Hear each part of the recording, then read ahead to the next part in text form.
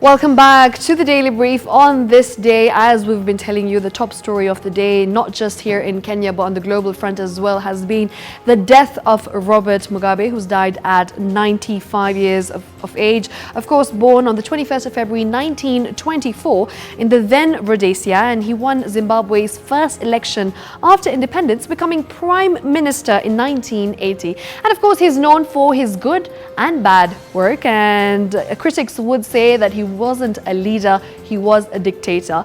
And he abolished the office in 1987, becoming president instead, and he had been imprisoned for more than a decade without trial after criticizing the government of Rhodesia in 1964. And then in 1973, while still in prison, he went on to be chosen as president of the Zimbabwe African National Union, that is known as ZANU, of which he was a founding member. Of course, that is a bit of what his life entails, so we'll be giving you more details right here on K24 Daily Brief as we keep bringing to you the feedback as well of what people around have been saying on the streets of social media, on Twitter as well. A lot of people have had tweets regarding what they want to give out in terms of the message that they're giving out when it comes to Robert Mugabe's death this day. For now, we're going to be bringing you back closer home, back to home, and we've got our reporter, that is Gloria, who's on standby, and she's going to be giving us an update on what exactly is happening here in Nairobi with matters, in Kikuyu, I beg your pardon, with regard to matters held and much more. We've got Gloria Milimu, who is going to be telling us more details from the Kenya Police, that is Kikuyu Police Divisional Headquarters. Good morning to you, Gloria. We know your expertise is in health, but today I think you've got something different for us. So yes, maybe you can tell us what is happening where you are.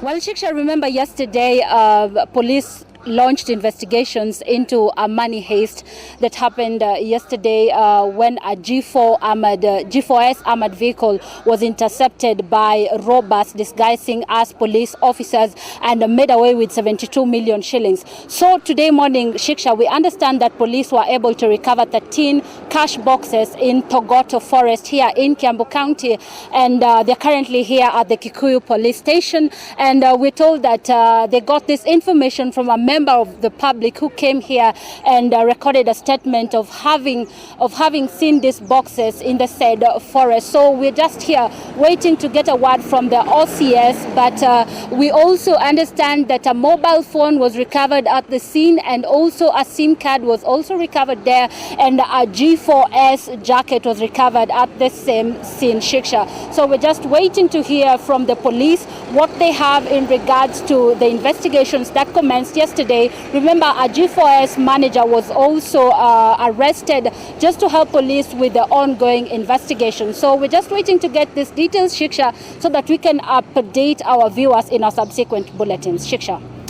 All right, thank you very much, Gloria, for that update. Of course, what she's been covering has made headlines for the past few hours, where 13 cash boxes that were stolen from G4S team with 72 million shillings in them in Nairobi West have been recovered empty in Thogoto Forest in Kiambu. So Gloria was giving us an update on the same right here on K24 Daily Brief. Remember, we're going to be giving you more details regarding what is making headlines, and of course, all that and much more will definitely be coming up. And for now, we're going to be talking about Robert Mugabe in detail. Remember, this man has been known to make headlines, and of course, not just when it comes to Zimbabwean media, but on the global front as well. Al Jazeera has taken this up and has also shed light on the quotes that he's been known for. We've also got the BBC that has been covering this story, and we'll be giving you more details regarding what exactly is happening when it comes to the international front as of now, when it comes to the death of Robert Mugabe. Of course, we'll be giving you more details. Now, there's headlines like Liberator or Oppressor, the life and times of Robert Mugabe. We've got another headline that says Robert Mugabe's most famous quotes. Another one that says Robert Mugabe in famous quotes from statesman turned leader. Another one that says Robert Mugabe, that's from Reuters, by the way, and it says Robert Mugabe, guerrilla leader turned iron-fisted president, dead at 95. The Business Daily has kept it simple and says Robert Mugabe, Zimbabwe ex-president, dies aged 95. And Al Jazeera has also presented its obituary, and Zimbabwe's first post-independence leader Robert Mugabe. So of course they've been covering this particular story in detail, and it will definitely be making headlines all day. And right now we're going to be telling you what to expect when it comes to the news diary right here on K24 Daily Brief, of course, with my colleague, that is Samuel Njoroge, and he's going to be giving us more details on the diary for the day, what to expect when it comes to the news diary right here, right now.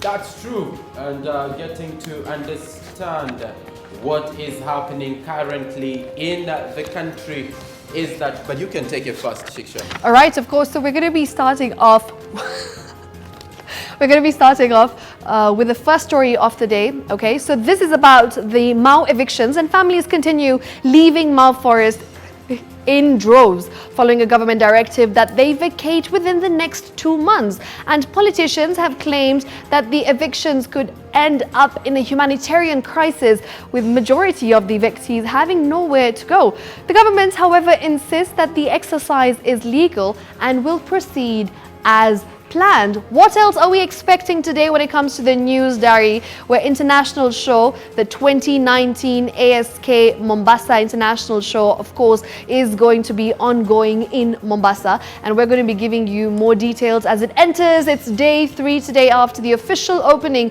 by President Uhuru Kenyatta yesterday. The show, which comes to an end on Sunday, has attracted quite a number of foreign investors. As we had stated earlier on, there is 190 investors that will be taking part in this particular show. And of course, moving on to other stories, where Top Cohen's disappearance, and the High Court has had Judge Daniel Ogembo this morning, who said and giving a ruling on orders granted to the DCI allowing them to detain Sarah Kamodo, wife of missing Dutch tycoon Top Cohen, for 12 days. Right, her lawyer Philip Murgo has challenged the order given by a Kiambu court, and elsewhere is that the Industrial Effluent Management Consultative Forum has been happening for the better part of this day. We've seen Cabinet Secretary Water and Sanitation Simon Chelugui presiding over this event that has definitely come at a time when the nation is looking into various ways through which it can embrace to handle how we are managing our waste right here in the country. Definitely. And when it comes to the University of Nairobi graduation, of course, an exciting time today, as it's the 61st graduation ceremony at the Chancellor's Court within the university's main campus. Over 4,100 graduates will be conferred degrees and awarded diplomas by the Chancellor, Dr. Viju Ratansi. Heavy traffic, as we've noted earlier on, is definitely expected and seen along major roads around the university, including University Way, Chiromo Road, Uhuru Highway and Wayaki Way. So it is looking very busy in those areas. And especially also when it comes to bans, this is from a health point of view. The Kenyatta National Hospital has been having an event for the better part of this week, where a week-long fire safety and bans awareness week comes to a close today at the Kenyatta National Hospital. The event aimed at sensitizing the community on effects of fire and burns in the family and how to avoid the same. And some of the activities that have taken place this far include a walk, fire drill, and community sensitization in Gikomba, Mukuru Kwajenga, and Mukuru Fuata Nyayo. And we've seen them touring, that is the Punguza Mizigo team. We've seen them in Marsabit, we've seen them in Turkana, and today they'll be in Kilifi, where Third Way Alliance Party leader Ekuru Okot will address members of the Kilifi County Assembly. It has been a busy week for Okot, and of course we've seen them touring different counties to rally MCAs to approve the bill. As for tech lovers, Samsung is today launching its hotly anticipated first foldable smartphone. The Galaxy Fold, which took nearly 8 years to develop, will set you back some 200,000 Kenya shillings once it hits the Kenyan market. A previous launch in April backfired following complaints about faulty screens. And definitely, some will argue that 200,000 shillings just for a phone that bends is a bit too much, isn't it? You can bend your phone yourself.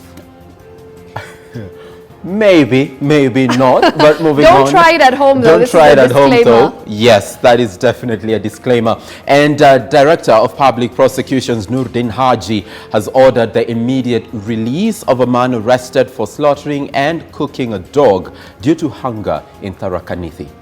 Now, the DPP further directed the County Criminal Investigations Officer to liaise with the County Commissioner to provide the man with adequate food. The man, identified as Martin Munene, was apprehended on Thursday at his home in Karimba village, where police found a part of the dog meat boiling in a sufuria, while the other had been stored in the house. And he alleged that he had not had a meal for the last 3 days and was preparing to have the dog meat with ugali. He was set to be presented in court today, Friday, but of course that will not be happening anymore, courtesy of the intervention by the Director of Public Prosecutions. And that is what you call the definition of desperate times call for desperate measures. You know, and it comes at a time when Dan Kaburu filed that report about Indeed. rivers drying up within the Tharaka Nithi County and the larger Meru area. So let's see the level of attention that this story will be given. Now, ivory, or 72 kgs of ivory, were nabbed by KWS officers in East Pokot, Baringo, where 5 suspects were found with 20 pieces of elephant tusks of 72.5 kilograms. Now, the 5 have been transferred to Cabernet, where they are expected to be arraigned. The arrests followed a sting operation that involved police and KWS officers from Nairobi.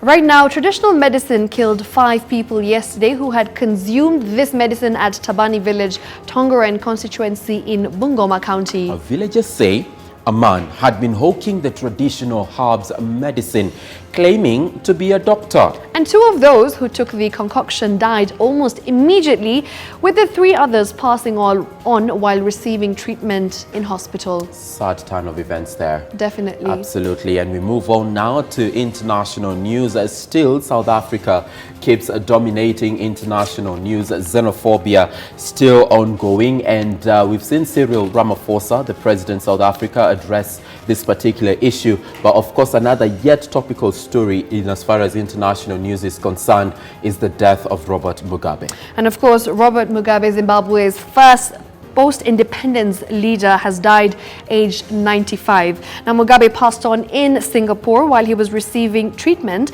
and Zimbabwe's current president, that's Emmerson Mnangagwa, made the announcement on his Twitter account on Friday morning. And Mugabe, who was ousted from power in a military coup in November 2017, ending his 3-decade reign. He leaves behind his wife Grace and 4 children, namely Bona, Robert Jr., Chatunga and Michael. In the better part of this show, we've been sampling of feedback that has been coming through courtesy of this particular story. Now, let's move to South Africa, where South Africa has temporarily closed its diplomatic missions in Nigeria following reprisal attacks by Nigerians triggered by xenophobic violence in South Africa. Now, President Cyril Ramaphosa confirmed the death toll in his speech aired on national television, even as police said the unrest had subsided and that more than 420 arrests had been made. Meanwhile, Tanzania's national air carrier says it is suspending flights from the commercial capital Dar es Salaam to Johannesburg. Elsewhere in the DR Congo's second city, Lubumbashi, protesters broke the window of South Africa's consulate. There was also a small demonstration outside the South African embassy in the capital, Kinshasa. At the same time, both Madagascar and Zambia have pulled out of a friendly football match against South Africa at the last minute. And of course, the government of the Bahamas, in other news, has warned that the death toll from Hurricane Dorian will be staggering as aid efforts are being stepped up. The official death toll stands at 23, but is expected to rise even further. And officials are sending morticians and 200 body bags to the Abaco Islands, the worst hit part of the archipelago. Dorian, which devastated the northern Bahamas from Sunday to Tuesday, is now battering the coasts of South and North Carolina in the U.S., but it is weakening. And officials say hundreds, possibly thousands, are still missing in the Abacos and Grand Bahama. Of course, as you can see on the screen, we just had pictures of the damage that has been done. And we continue to keep tabs with that story. Elsewhere is that UK Prime Minister Boris Johnson said Thursday he would rather be dead in a ditch than delay Brexit beyond next month, as he urged opposition lawmakers who oppose his plan to support an early election. MPs in the House of Commons this week passed a bill that could stop Johnson taking Britain out of the European Union without a divorce deal with Brussels. But they also rejected his call for a snap election to resolve the political deadlock. Boris suffered a further blow when his brother Joe quit the government, saying he could no longer reconcile family loyalty and national interest. Joe Johnson had campaigned strongly against Britain's exit from the European Union in 2016.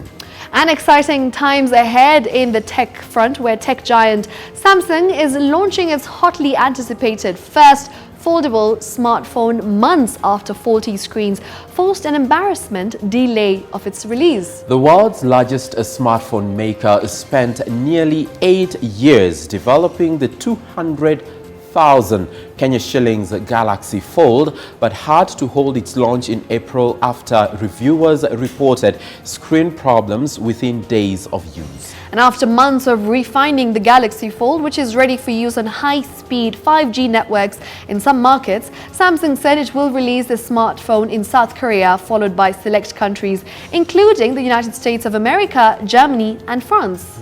200 Kenya shillings. We'll wait for it to get to Kenya. That's true, and you can keep talking to us kindly. The hashtag is K24 Daily Brief, at K24 TV, at Shiksha Aurora, and at Sam W. Njoroge. Also, our SMS platform is 21222. All right, keep talking to us, keep interacting with us. We'll keep sampling some of your feedback, and of course, it's all about what is happening right now. And of course, we'll give you more details and keep covering live events. And from Eldoret earlier on, we had our reporter Tim Simwa tell us that the Deputy President will be headed to Uasin Gishu County to attend 2 separate burial events, and as of now we've got the first in Kiambu, and this is the venue that the Deputy President will be gracing later on today. And Timothy Simwa did tell us that we can expect a bit of political banter from this particular event, so we shall keep interacting with it. Governor Uasin Gishu Jackson Mandago, together with Kapsaret, a Member of Parliament Oscar Sudi, are some of the notable political leaders that are in this event, and they are waiting on the arrival of the Deputy President, who is expected there anytime from now. Nikimaliza, Your Excellency, nisiposema watasema mimi ni fake. Kuna mambo mawili tu nataka usaidie hawa watu. Jambo la kwanza, Langa siko hapa ambao iko na more than 70,000 living souls. Hiyo ni the other census, sio hii. Hatuna title. Kesi ilifika. Unajua tuliongea na wewe, tulikuwa kwako na chomba na ukapigia mheshimiwa wangu ambao na heshimu. Tungetaka hao watu wanaume wapate title zao kama kwingine, ama mnasema namna gani? Jambo la pili, in your national government program kuna street lighting program. Langa zikiwa na informal settlement ama slum, niliweka mulika mwizi chache kama 6, na mahali ambako iko mulika mwizi hakuna mwizi, hakuna kupigwa ngeta. Tunakuomba tu, sema tu, tunajua Charles Keter CS ni rafiki yako, atume mashinari yake hapa kila mahali chini ya gavana wetu. He has been a very good friend of mine, lakini kwa sababu resources imekuwa ikiwa chache, walianzia mahali kwetu ndio kumebakia, na najua gavana tulisema na wewe, lakini tumepiga simu mahali ambapo ni direct. Akitumana kutoka kule, ama hamtaki street light? Hayo mambo mengine ya hapa gavana anatosha. Maneno ya barabara hiyo nyingine na yeye tutafanya. Otherwise my MP.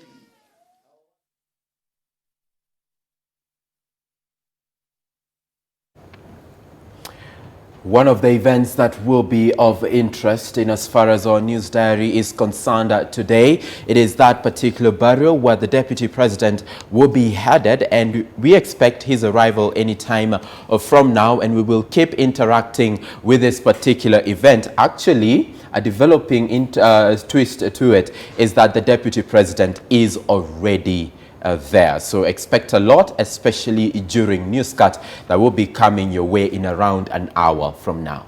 All right, of course, and as we continue covering other events and other stories right now, this entire week we've been talking about the Kibra by-election, Samuel. And of course, yesterday there was an interesting development as the Orange Democratic Movement, that's ODM, has officially released the list of the 10 candidates. And of course, you know, these are candidates that are seeking the party's ticket for the Kibra by-election ahead of Saturday's nomination exercise. Now, we'll be finding out later on who ends up being the flag bearer for ODM. Absolutely. The names are right here, Shiksha. We can see Stephen Okello Ogua. We can see Christone Ofiambo Owino. We can see Peter Ochieng Orero, Tony Ogola Sirasin, and Ruben William Ayako Ojijo. And of course, those are 5 of the 10 aspirants that will be vying for this particular candidacy, and they would like to be a part of ODM and compete come November 7th. That's true. It is an ODM stronghold, that is Kibra constituency, but will that be a factor that will inform the decision that Kibra constituents will make on November 7th? We just gave you 5 names. We've got the rest right here, and probably Shiksha, you can take us through this particular set of names. All right, of course, we also have Obarix Eric Ochieng Obai. We've got Brian Shem Owino, Benson Musungu, John Mila Otieno, and Bernard Otieno Okoth. Right, and of interest, especially with this slide, it's this name here, Benson Musungu. Why this name? It's because Moses Kuria, Gatondo South Member of Parliament, as well as a party member Jubilee, has decided to throw his weight behind Benson Musungu. He says that he does not back MacDonald Mariga, who is the Jubilee candidate, and the reason is he feels Mariga has more contribution to make in as far as politics is concerned. You know, or as far as politics is concerned, rather than come into the murky waters of politics. But of course, we've had a lot of developments, especially when it comes to the Jubilee candidate. And even as we continue looking into this particular story, we would like to know what has been happening in as far as the Jubilee party's pick of candidate is concerned. And this particular letter there is something of attention right about now. It's a notice of withdrawal, and of course this is Jack Babji Owino and 9 others versus MacDonald Mariga Wanyama, the first respondent, as well as the National Elections Board as the second respondent. And it goes ahead to say that we act for the applicants, and we wish to notify the tribunal that the applicants have unconditionally withdrawn the suit. This is dated the 5th day of September 2019.